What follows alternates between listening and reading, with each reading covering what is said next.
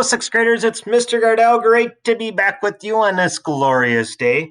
Hey, I know you're sick and tired of me saying this, but I'm going to state it again because I didn't have a video for you to watch from me talking or for you seeing me for yesterday's learning activities.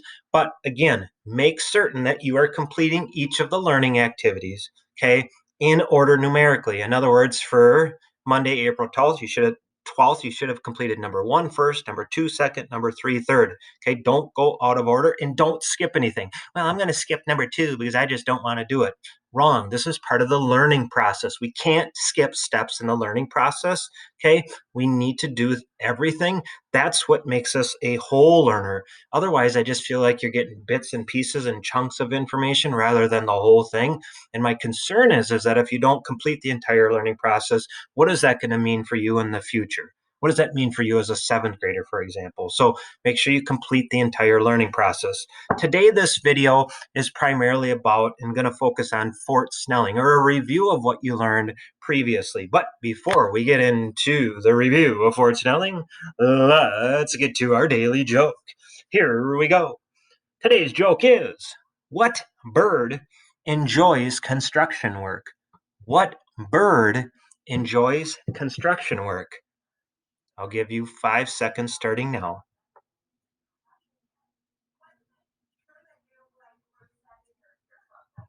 All right, time is up. What bird enjoys construction work? It, of course, is a crane. Oh my goodness, hilarious. I know, it'll take you a few minutes to stop laughing, but you'll eventually stop.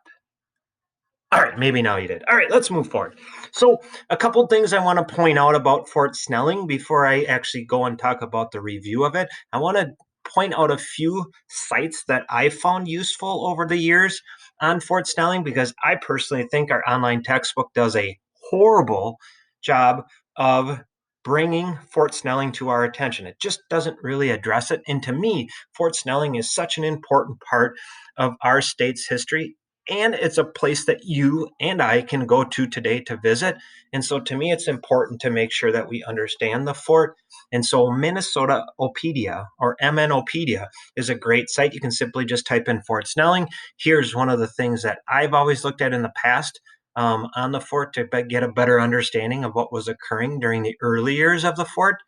And another site is actually the historic Fort Snelling site itself from the Minnesota Historical Society site. And so you can just simply type in Minnesota Historical Society Fort Snelling, and you will get to this link, and it will provide you a lot of information about the fort. Right now, they are not allowing visitors to visit Fort Snelling, obviously due to COVID reasons, but hopefully in the near future, it will. And right now, what you can see in this picture is you can see the Minnesota and Mississippi rivers coming together, the confluence, or what the Dakota would call Padote, or the meeting of the Minnesota and Mississippi rivers. If I scroll down, there's some additional information about the fort here. So just a couple of sites that you are more than welcome to go explore. If you need me to send you those sites, just let me know, and I can definitely send you those. Just message or email me. All right, so reviewing the fort itself from what you learned yesterday is we really have to start back in 1805 to really get a true understanding of Fort Snelling, because it was in 1805 that Zebulon Pike, okay, traveled up the Mississippi River and came across this site where the Minnesota and Mississippi rivers meet, that thought, this is an excellent place to build a fort. And the U.S. government did instruct him, okay, to go search for locations to build a fort. So Pike founded Padote, okay, or the meeting of the Minnesota and Mississippi rivers. He thought this would be a great place. So he did meet with the Dakota and eventually convinced some of them, not all of them, to give up this chunk of land and another chunk of land. But it was this chunk of land that was very valuable to him and the U.S. government to someday in the future build a fort. And that's exactly what happened starting in 1819. Initially in 1819, Colonel Leavenworth was the one in charge of having his men build the fort. Unfortunately, for lack of better words, Leavenworth did a poor job. He didn't accomplish much.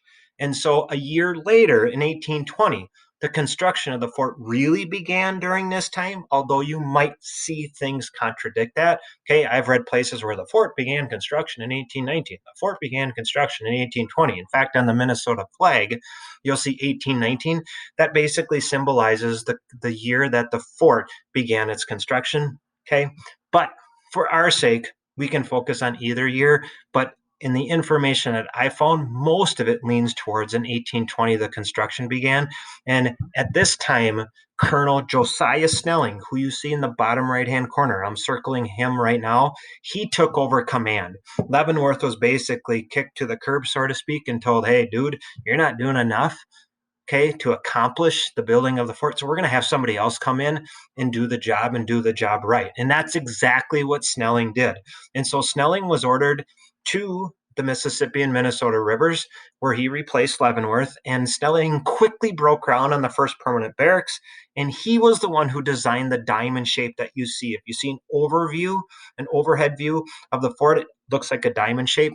And he's the one who came up with that design. And what he also wanted to do was to make sure that the fort was built on a bluff above the rivers. Why would that be? What's the importance of building a fort up on a bluffs above the water? It was because if they were attacked, okay, during the early 1800s, there was a lot of different groups of people in the lands of Minnesota at that time, the British, the French. And so if for whatever reason they decided to attack, okay, Fort Snelling would have then been able, the people at the fort would have been able to see the attack coming from down up towards them. And so it was just built on a bluff for protection, okay?